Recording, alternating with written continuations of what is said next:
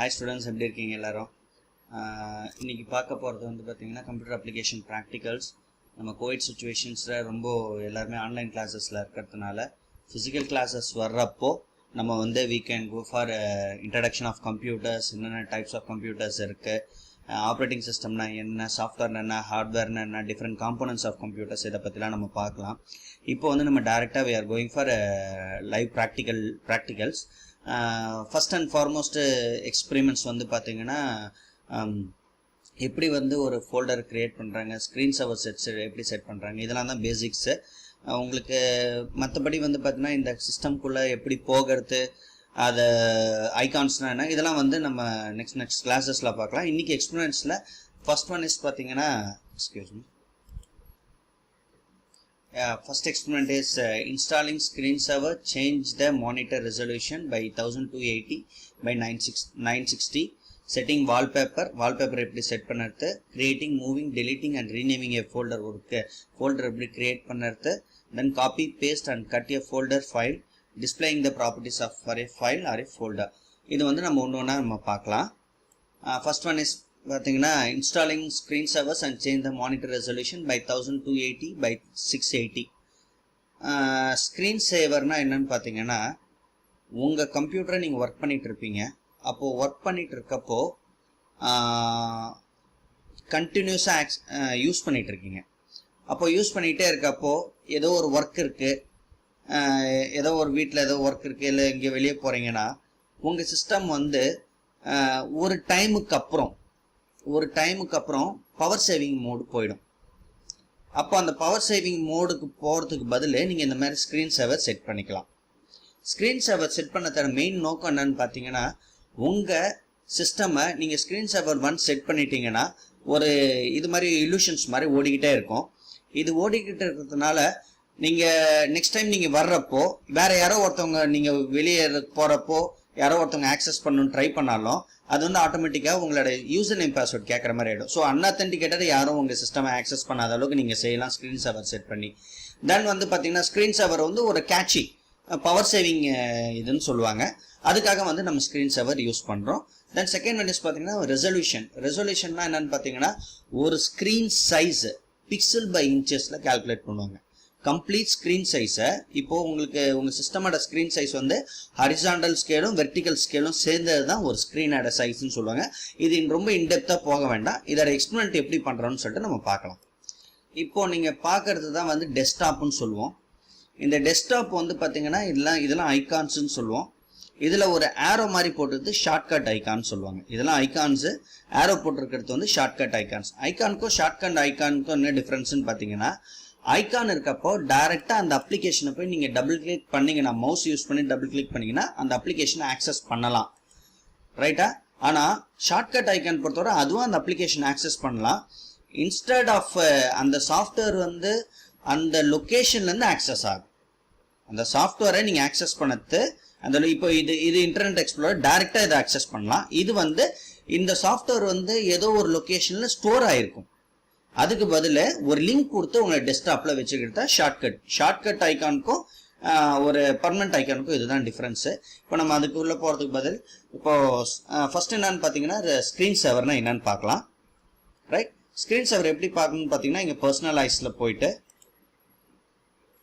Personalise போட்டோன்னே இங்கே எல்லாமே இருக்கும். டெஸ்க்டாப் பேக்ரவுண்டஸ் சேஞ்ச் பண்ணலாம். இப்போ ஒரு எக்ஸாம்பிள் பேக்ரவுண்ட் ஒன்று சேஞ்ச் பண்ணி காட்டுறேன் பாருங்கள். ஏதோ உங்களுக்கு பிடிச்ச ஒரு பிக்சர், இந்த பிக்சர் எனக்கு பிடிச்சதுன்னா சேவ் சேஞ்சஸ் கொடுத்தீங்கன்னா மினிமைஸ் பண்ணி பார்த்தா அந்த பேக்ரவுண்ட் செட் பண்ணலாம். ஸோ உங்களுக்கு கேட்சியாக நீங்கள் பேக்ரவுண்ட் செட் பண்ணிக்கலாம் ஃபர்ஸ்ட் ஒன்.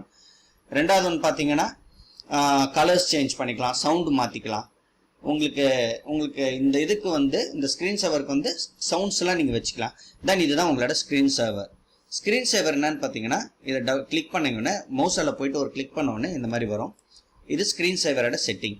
இதில் நிறையா இருக்கும்ப்பா, 3D டெக்ஸ்ட் இருக்கும், பிளாங்க் இருக்கும், பபுள்ஸ் நிறையா இருக்குது.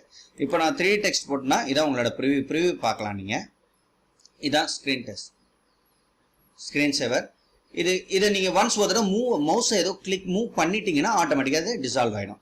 இங்கே ஒரு செக்லிஸ்ட் மாதிரி இருக்குது. இந்த செக்லிஸ்ட்டை எனேபிள் பண்ணி விட்டிங்கன்னா ஒரு நிமிஷம் வர நீங்கள் இந்த சிஸ்டமை யூஸ் பண்ணாத இருந்தீங்கன்னா ஆட்டோமேட்டிக்காக இந்த ஸ்க்ரீன் சேவர் எனேபிள் ஆகிடும். ஒன்ஸ் இதை நீங்கள் திருப்பி மவுஸை கிளிக் பண்ணுறப்போ என்ன ஆகும்னு பார்த்தீங்கன்னா display lock on screen user name password கொடுத்தா ஒண்டி தான் நீங்கள் இந்த உங்களோட சிஸ்டம்குள்ளே நீங்கள் போக முடியும். அதுக்காக தான் இந்த இது on resume display lock on screen சொல்லுவாங்க. இதுக்கு நீங்கள் டைமை மாற்றிக்கலாம் 1 minute 2 minute சொல்லிட்டு நீங்கள் மாற்றிக்கலாம். ஸ்க்ரீன் சர்வர்ஸ் நிறைய ஸ்க்ரீன் சர்வர்ஸ் இருக்குது. இது பாருங்கள், இது ஒரு டைப்ஸ் ஆஃப் ஸ்க்ரீன் சர்வர்ஸ். இந்த மாதிரி நிறைய வெரைட்டிஸ் ஆஃப் ஸ்க்ரீன் சர்வர்ஸ் இருக்குது ரைட்டுங்களா.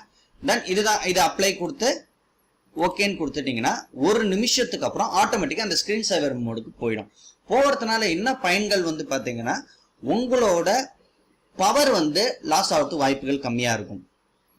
நிறைய இது நீங்கள் இது லைவ்லேயே இருக்கிறதுனால இந்த ஸ்க்ரீனு இது எல்லாமே லைவ்ல இருக்கிறதுனால பவர் கன்சப்ஷன் அதிகமாக இருக்கும்.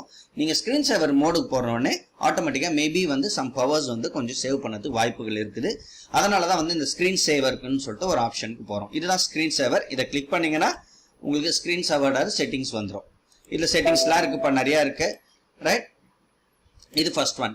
செகண்ட் ஒன் வந்து பார்த்தீங்கன்னா இதை வந்து ரீசைஸ் பண்ணுறது, ஸ்க்ரீனோட ரெசல்யூஷன் ரீசைஸ் பண்ணுறது. அது எப்படின்னு பார்த்தீங்கன்னா ரைட் கிளிக் பண்ணுங்க. ரைட் கிளிக் பண்ண உடனே ஸ்க்ரீன் ரெசல்யூஷன் போங்க. ரைட், ஸ்க்ரீன் ரெசல்யூஷன் ஒரு ஆப்ரேட்டிங் சிஸ்டமுக்கும் மாறும்பா இது. அதனால இது நம்ம யூஸ் பண்ணி விண்டோஸ் 10 யூஸ் பண்ணுறோம். அதில் ஸ்க்ரீன் ரெசல்யூஷன் கிளிக் பண்ணுங்க. கிளிக் பண்ண உடனே இங்கே டிஸ்பிளே த ஸ்க்ரீன்ஸ் வருது. அதில் 1290 மாற்ற சொல்லியிருக்காங்க. இந்த ரெசல்யூஷன் இதுதான். இந்த ரெசல்யூஷனில் போயிட்டு உங்களோட ஸ்க்ரீன் சைஸை மாற்றிக்கலாம். இதோட உங்களுக்கு 1280x768 இதை கிளிக் பண்ணிவிட்டு அப்ளை கொடுக்குங்க. அப்ளை கொடுத்து உங்கள் ஓகே ஆயிடுச்சுன்னா கீப் சேஞ்சஸ் எதுவும் பண்ண வேண்டாம், அப்படியே நீங்கள் சேவ் பண்ணிக்கலாம். அப்படின்னா ரிவர்ட் பண்ணிக்கலாம், பழைய பொசிஷனுக்கே வந்துடும். ரிவர்ட்னா பழைய பொசிஷனுக்கு வந்துடும். இதான் ரெசல்யூஷன் மாற்றுறது. தென் இந்த மாதிரி நீங்கள் எவ்வளோ ரெசல்யூஷன், எதுக்காக ரெசல்யூஷன் மாற்றுறோம்னு பார்த்தீங்கன்னா உங்களோட நீங்கள் டிஸ்பிளே பார்க்கறது வந்து சிலவங்க டெக்ஸ்ட்லாம் பெருசாக தெரியணும், ஐக்கான்லாம் பெருசாக தெரியணும்னு நினச்சாங்கன்னா அவங்க ஸ்க்ரீன் சைஸை குறைச்சிக்கலாம். இதான் லோ. இப்போ பாருங்கள், லோ பாருங்கள். இப்போ அப்ளை பண்ணி காட்டுறேன். ஸ்க்ரீன் சைஸே மாறி போச்சு பாருங்க.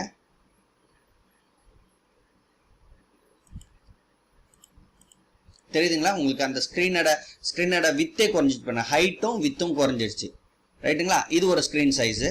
இது வேண்டான்னு நம்ம நினச்சோன்னா ஒயிட் ஸ்க்ரீன் மாற்றலாம். அப்போ நம்ம என்ன செய்யணும், திருப்பி போயிட்டு இங்கே ஒயிட் ஸ்க்ரீனை மாற்றலாம்.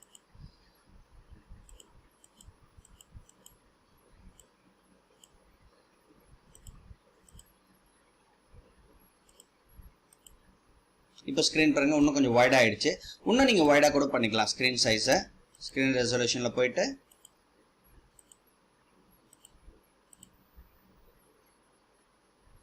கீப் சேஞ்சஸ் போட்டு ஓகேன்னு கொடுத்தீங்கன்னா உங்களோட ஸ்க்ரீன் சைஸ் வந்து பெருசாக வந்துடும்.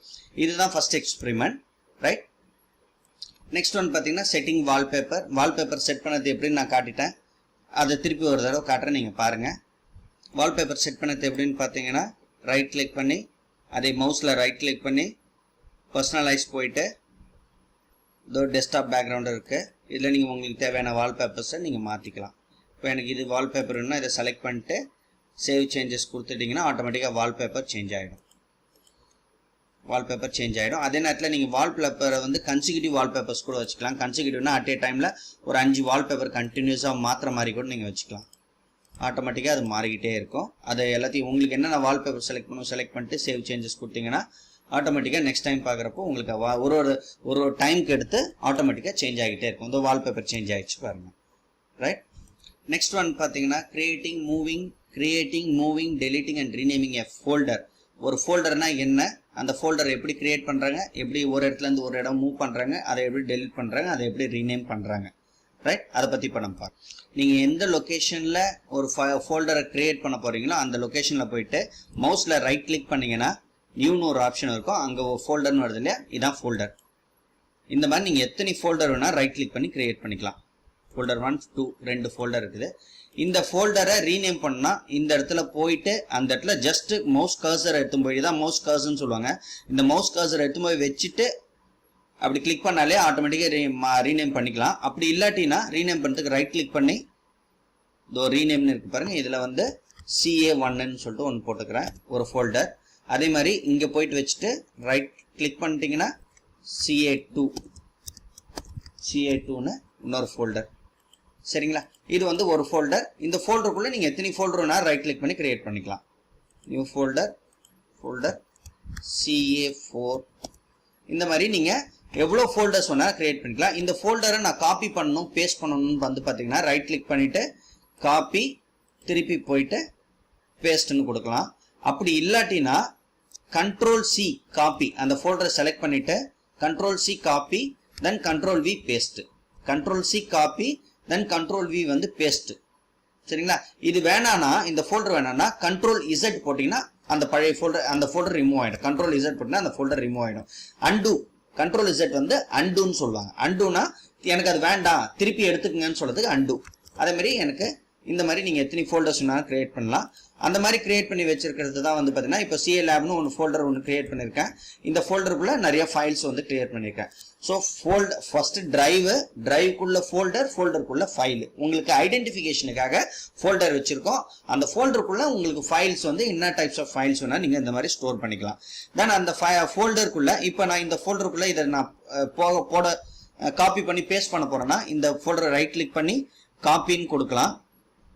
கொடுத்துட்டு இந்த ஃபோல்டருக்குள்ள போயிட்டு ரைட் கிளிக் பண்ணி பேஸ்ட்னு கொடுத்தா போயிடும்.